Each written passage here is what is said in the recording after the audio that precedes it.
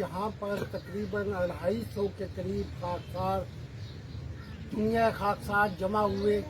جن میں بالخصوص گجرانوالہ، حافظ آباد اور فالیہ، منڈی بہاؤالدین اور لاہور کے خاکسار موجود تھے۔ انہوں نے یہاں پر یہ عہد کیا کہ یہاں پر ہم خاکسار شہداء کے حوالے سے ایک یادگار کو تعمیر کیا جائے،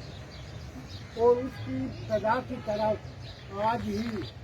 ڈاکٹر نور محمد شجرا صاحب نے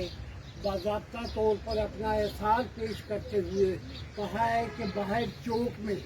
جو بھی شہداء کے حوالے سے بورڈ کے اخراجات ہیں وہ آپ مجھے بتائیں، اور تحریر کی ذمہ داری